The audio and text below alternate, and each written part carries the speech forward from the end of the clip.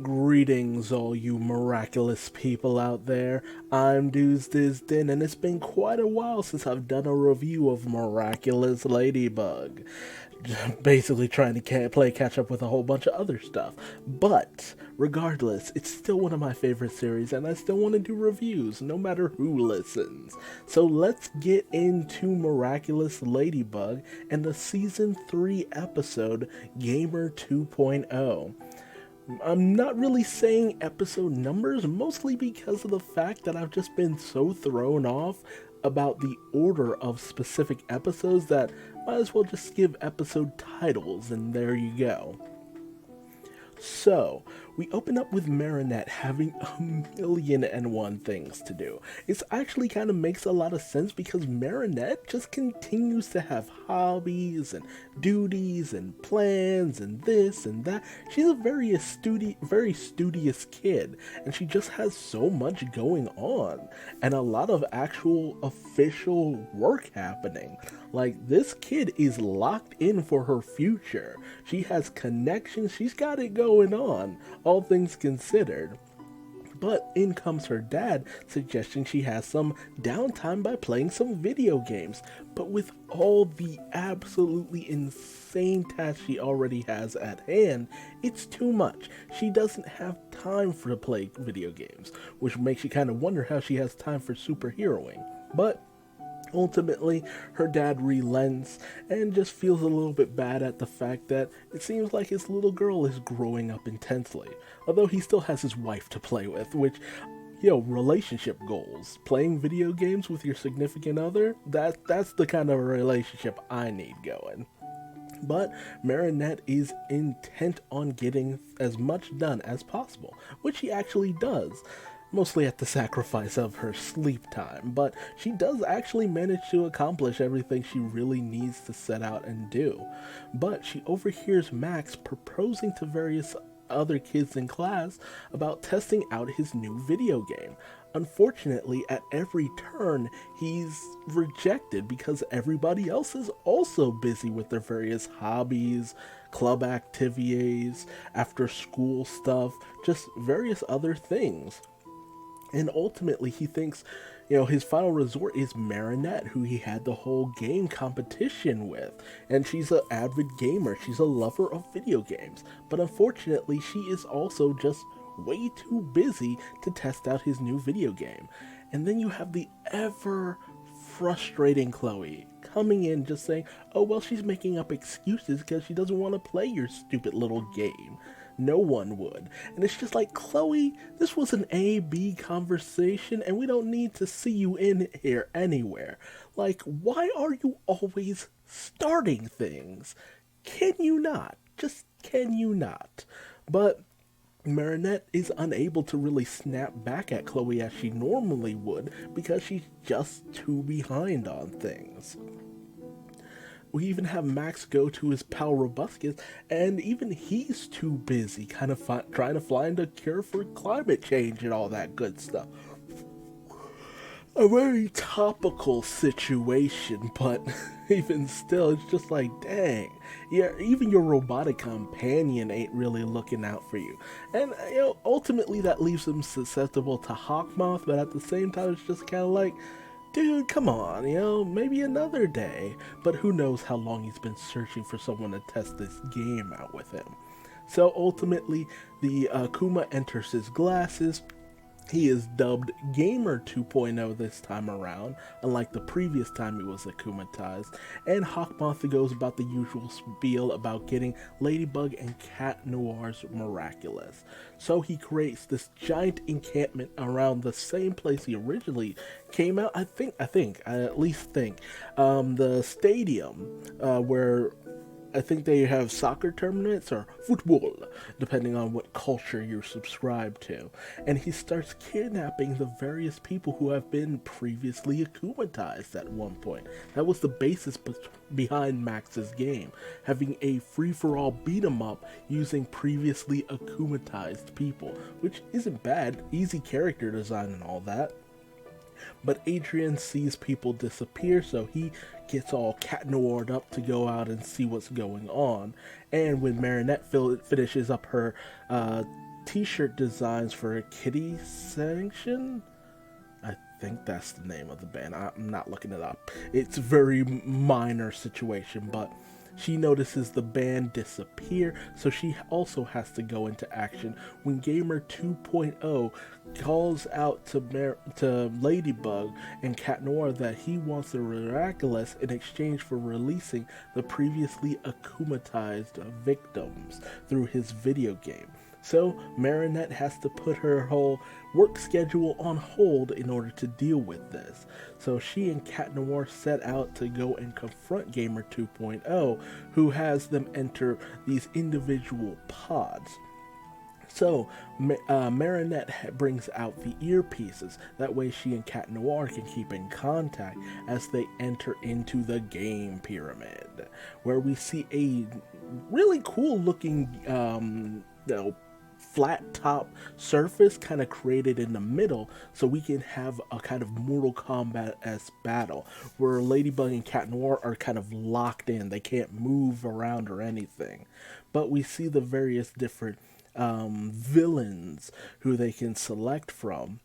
I'm not going to say any of these villains' name, or at least I'll only say the ones that I know, because there are just way too many characters here. Like, we're talking the most characters seen in any of these episodes, but they have to select from all of these characters, and we're even seeing some characters in episodes that hadn't aired just yet.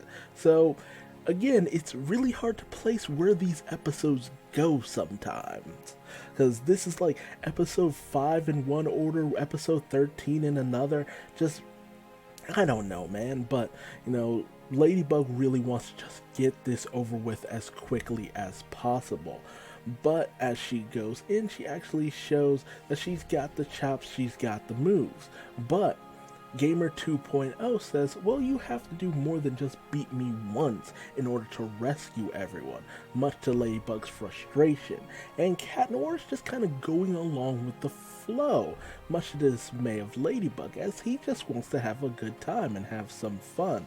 As, he actually shows these fairly proficient in figuring out these former villains' abilities and techniques. Hell, if some of these villains had actually thought in these ways, they'd probably be a lot more formidable, as he takes down the various villains in fun, creative ways.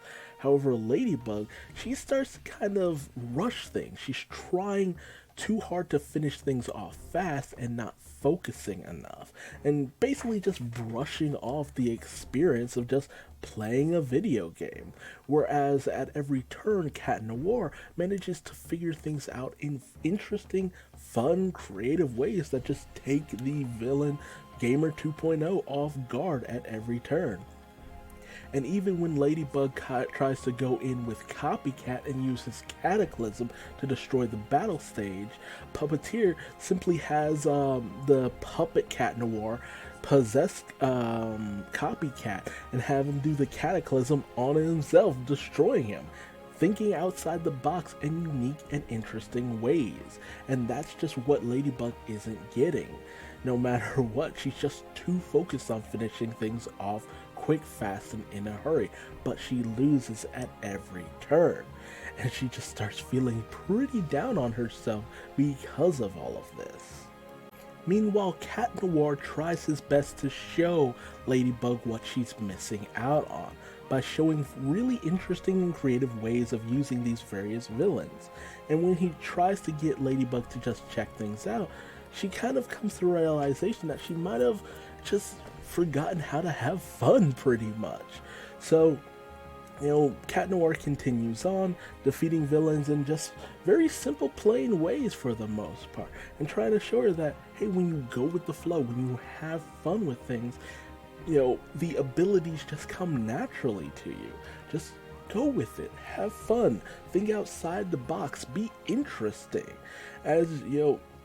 And that's the cornerstone of playing a game. You play a game to think of things you never would have thought to do in real life.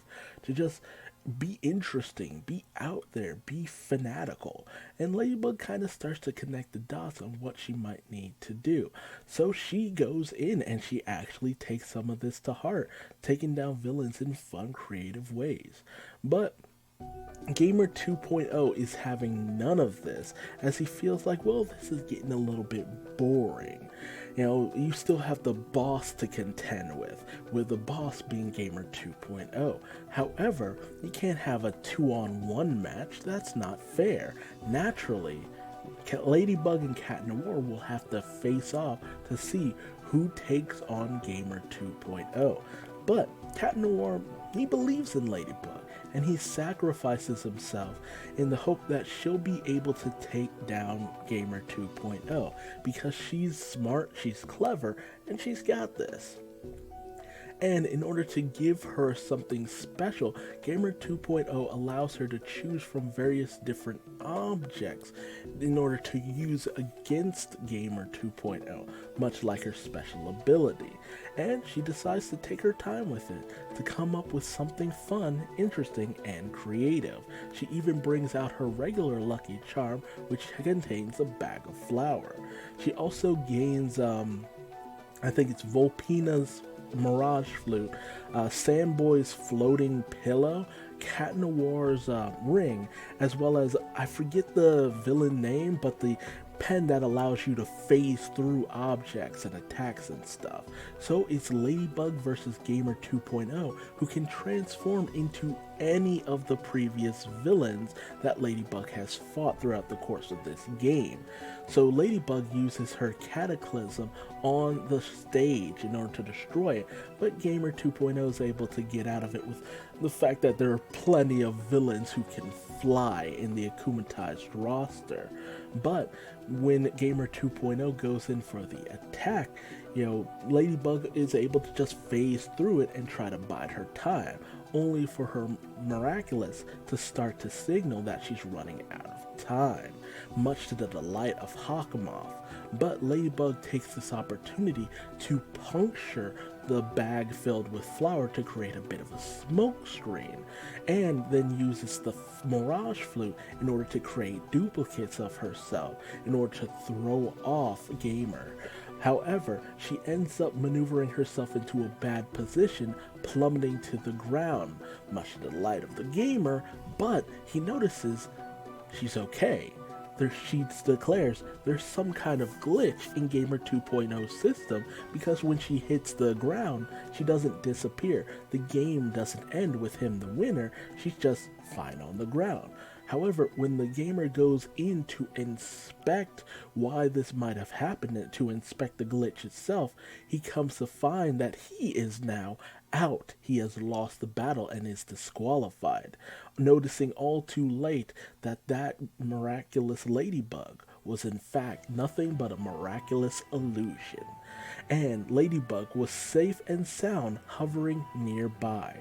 And the Gamer ain't even mad at it. He don't hate the player, he don't hate the game, he just had fun. And he commends Ladybug on such a crafty trick. So Ladybug releases the Akuma, resets everything back to normal, and frees the little butterfly, much to the dismay of Hawkmoth, who, as per usual, vows vengeance.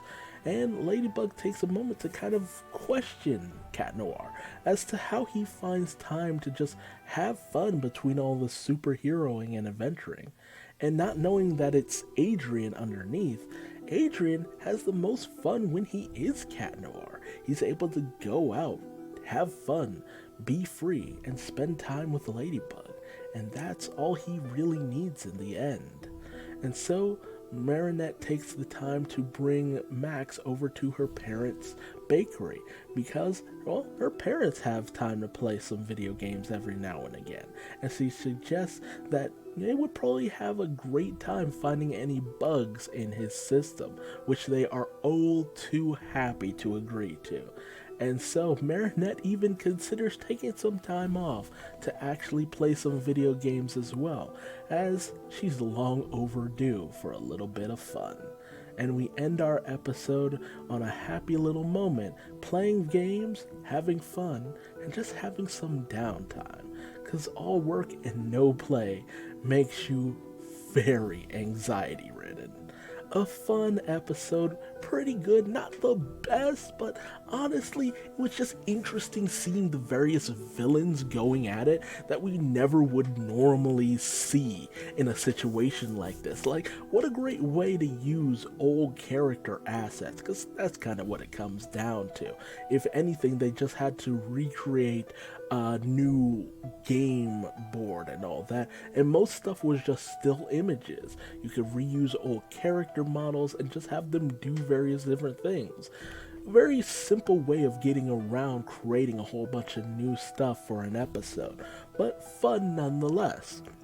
You know, keeping in line with Max's character, his personality, and just seeing what he's been up to nowadays. It's been a while since we've really had that original episode where he got akumatized, so it's just fun to bring it around to certain characters we haven't seen get the spotlight in quite a while.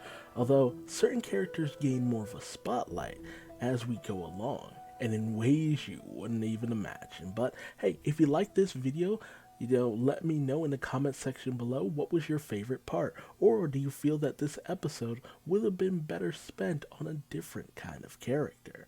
If you liked this review, leave me a like. If you didn't, feel free to leave me a dislike and tell me what I did wrong in the comment section below so I might better myself in future videos.